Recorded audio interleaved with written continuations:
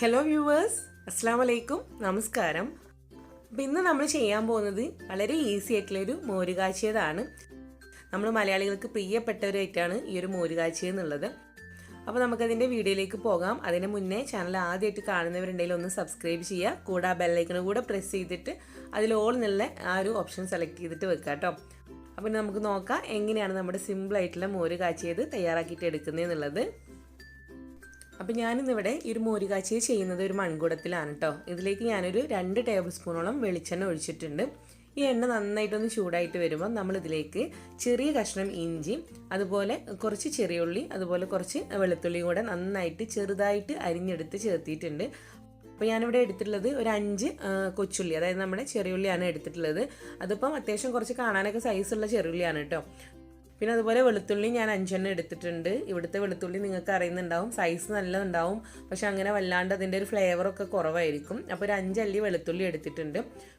പിന്നെ ഒരു ചെറിയ കഷ്ണം ഇഞ്ചി, ഇത് 3ഉം കൂടെ ചെറുതായിട്ട് അരിഞ്ഞെടുത്തിട്ടാണ് ചേർത്തിയിട്ടുള്ളത്. അപ്പോൾ ഇതെല്ലാം കൂടെ നമ്മുടെ ഒരു ഓയിൽ ചേർത്തിയിട്ട് നമ്മളിതൊന്ന് വഴറ്റിയിട്ട് എടുക്കുകയാണ്. വഴറ്റിയിട്ട് എടുക്കുക പറയുമ്പം ഒരുപാട് ബ്രൗൺ കളറാവുന്ന വരെ ഒന്നും വഴറ്റേണ്ട ആവശ്യമില്ല.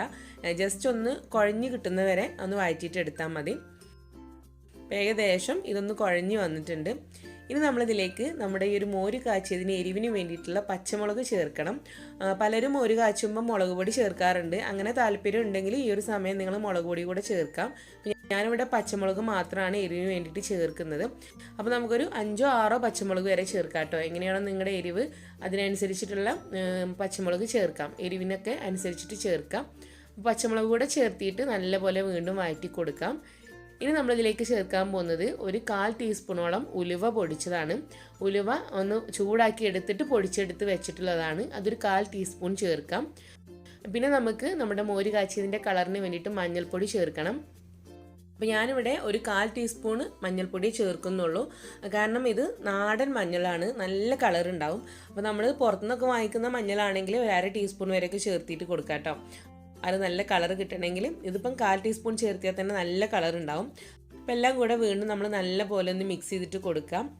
ഇനി നമുക്ക് നമ്മുടെ മോര് കാച്ചിയതിലേക്കുള്ള പുളിവെള്ളം ഒഴിച്ചു കൊടുക്കണം. അപ്പോൾ ഞാനിവിടെ ഒരു നാരങ്ങയുടെ അത്രയും വലുപ്പത്തിലുള്ള പുളി വെള്ളത്തിലിട്ട് പിഴിഞ്ഞെടുത്ത് ചേർത്തിയിട്ടുണ്ട്.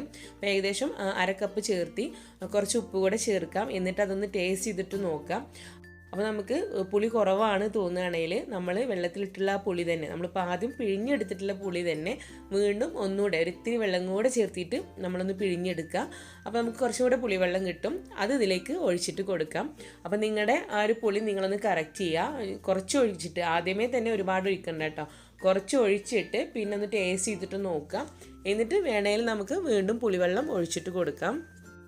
ഇനി ഒരു പുളിവെള്ളം നന്നായിട്ടൊന്ന് തിളച്ച് വരുമ്പോഴാണ് നമ്മളിതിലേക്ക് നമ്മൾ തൈര് അടിച്ച് വെച്ചത് ചേർത്തിട്ട് കൊടുക്കുന്നത്. അപ്പോൾ നമ്മളിവിടെ അൽമറായുടെ ആ കട്ട തൈര് കുറച്ച് നേരത്തെ പുറത്തെടുത്ത് വെച്ച് കഴിഞ്ഞാൽ ചെറുതായിട്ടൊന്ന് പുളി വരും. അതിന് ശേഷം നമ്മളത് നമ്മുടെ മിക്സിയുടെ ജാറിൽ ചേർത്തിട്ട് നല്ല പോലെ ഒന്ന് അടിച്ചിട്ടെടുക്കാം. അങ്ങനെ അടിച്ചെടുക്കുമ്പോൾ നിങ്ങൾക്ക് വേണമെങ്കിൽ ഒരു 1/4 ടീസ്പൂൺ ചെറിയ ജീരകം ചേർക്കാം കേട്ടോ, ആ ടേസ്റ്റ് ഇഷ്ടമുണ്ടെങ്കിൽ. അപ്പോൾ ഞാനിവിടെ ചെറുതായിട്ട് 1/4 ടീസ്പൂണും ഇല്ല അതിനും താഴെ ചെറിയ ജീരകം ചേർത്തിട്ടാണ് അടിച്ചെടുത്തിട്ടുള്ളത്.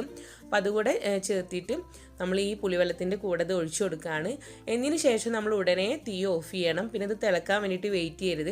ഇതിപ്പോൾ ഞാൻ മൺകുട ആയതുകൊണ്ടാണ് ഉടനെ ഓഫ് ചെയ്തിട്ടുള്ളത് കേട്ടോ. പിന്നെ ടേസ്റ്റ് ചെയ്തിട്ട് ഉപ്പ് കൂടെ ചേർക്കാം. നിങ്ങൾ സാധാരണ ഒരു പാത്രത്തിൽ വെക്കുകയാണെങ്കിൽ ചെറുതായിട്ടൊന്ന് ചൂട് വന്നിട്ട് ഓഫ് ചെയ്താൽ മതി. മൺകുട ആകുമ്പം അതിൻ്റെ ആ ചൂട് കൊണ്ട് ചിലപ്പം പെട്ടെന്ന് തിളക്കാൻ ചാൻസ് ഉണ്ട്. അപ്പോൾ അതുകൊണ്ടാണ് പെട്ടെന്ന് തന്നെ തീ ഓഫ് ചെയ്യുന്നത്. ഇനി നമുക്ക് നമ്മുടെ ഈ ഒരു മോര് നമ്മളൊന്ന് കടുക് താളിച്ചെടുക്കുകയാണ്.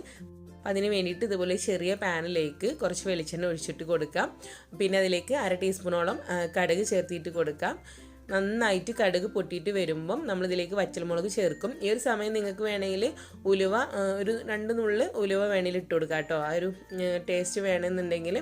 നമ്മളിപ്പോൾ ആദ്യം ഉലുവൻ്റെ പൊടി ഇട്ടതുകൊണ്ടാണ് ഇവിടെ ഉലുവ ചേർക്കാത്തത്. അതുപോലെ കുറച്ച് കറിവേപ്പില കൂടെ ചേർത്തിട്ട് നമ്മൾ റെഡിയാക്കിയിട്ടുള്ള ആ ഒരു മോരിലേക്ക് ഒഴിച്ചിട്ട് കൊടുക്കുകയാണ്.